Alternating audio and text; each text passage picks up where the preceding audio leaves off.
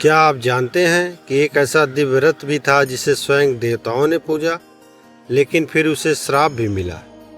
वह रथ देवी का स्वरूप बन गया और फिर उसे शापित होना पड़ा, क्योंकि किसने दिया यह श्राप और आज भी उसकी महिमा क्यों गाई जाती है। आइए आज की इस रहस्यमयी कथा में जाने देवी रथ की कथा, जिसे बहुत कम लोग जानते हैं, पर जिसने इतिहास, धर्म और श्रद्धा की धारा में मोड़ दिया। देवी रथ का रहस्यमयी जन्म बहुत समय पहले की बात है, जब सृष्टि का आरंभ हुआ था और त्रिदेवों ने सृजन, पालन और संहार का दायित्व ग्रहण किया था। उसी समय देवलोक में एक महान यज्ञ का आयोजन किया गया था। उस यज्ञ में देवताओं के लिए एक दिव्य वाहन की आवश्यकता पड़ी।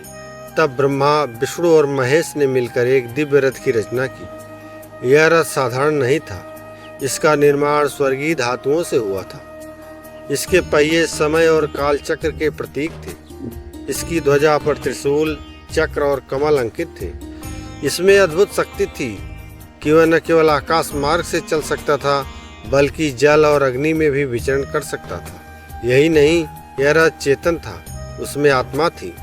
यही कारण था कि इस रथ को देवी रथ कहा गया। यह रथ केवल एक वाहन नहीं था, यह एक सजीव सत्ता थी, जिसे बाद में एक देवी का स्वरूप दिया गया।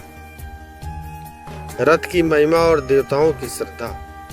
जब भी कोई देवता युद्ध पर जाता या किसी यज्ञ में शामिल होता, इस रथ की उपस्थिति अनिवार्य मानी जाती। कहा जाता है कि इंद्र जब असुरों से युद्ध करने जाते तो इसी रथ पर सवार होकर जाते थे। यह रथ उनकी गति, दिशा और सुरक्षा को संचालित करता था। विष्णु जब 3 पग में ब्रह्मांड नापने चले तो देवी रथ उनके आगे चला। जब शिव ने अंधकासुर का संहार करने निकले तो यही रथ उनके साथ था। हर युग में इस रथ ने दिव्यता की मिसाल कायम की। इस रथ के आगे कोई दिव्यता टिक नहीं सकती थी।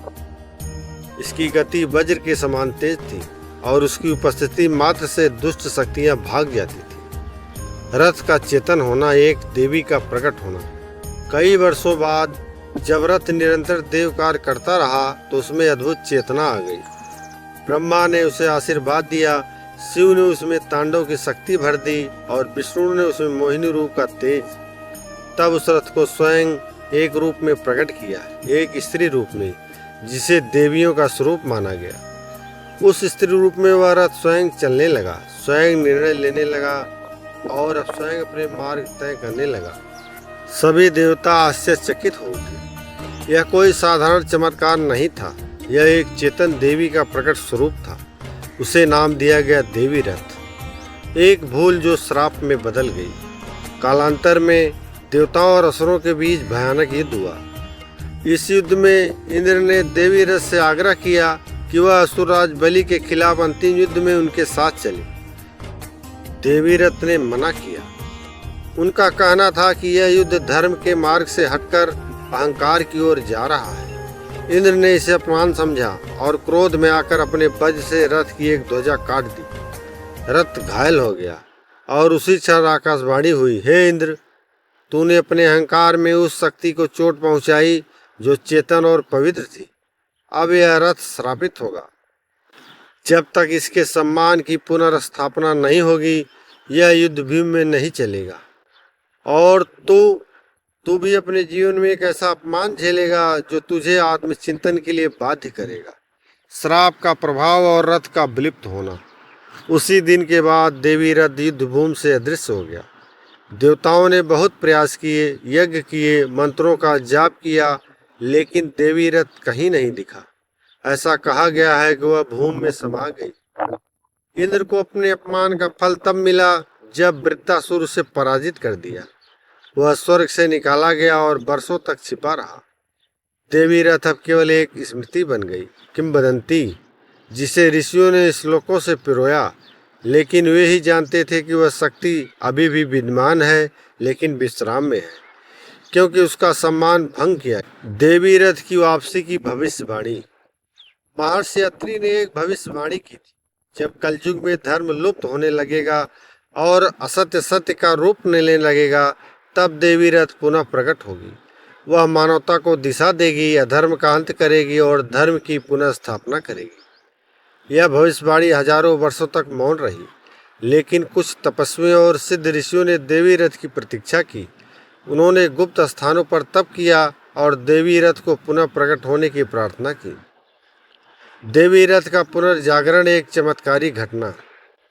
कलयुग के मध्य चरण में भारत के दक्षिण अरण्य में एक अजीब घटना हुई। एक गांव में अचानक जमीन फटी और वहां से एक अद्भुत तेज प्रकट हुआ।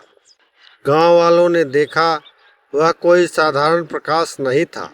उसमें से एक स्त्री रूप की झलक आई और उसके साथ एक स्वर्णिम रथ प्रकट हुआ। वह रथ स्वयं चलकर मंदिर के प्रांगण में रुका। गांव वालों ने देवी के दर्शन किए। वह देवी रथ थी।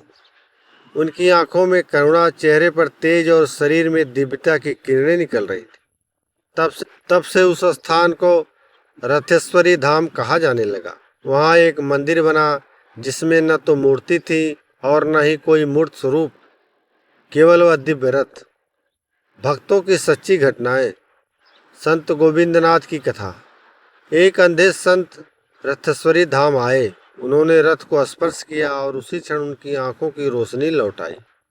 एक रोगी बालक, जिसे डॉक्टरों ने जवाब दे दिया था, उसने माँ रथा के रथ के आगे आकर प्रार्थना की और अगली सुबह वह पूर्ण स्वस्थ हो गया।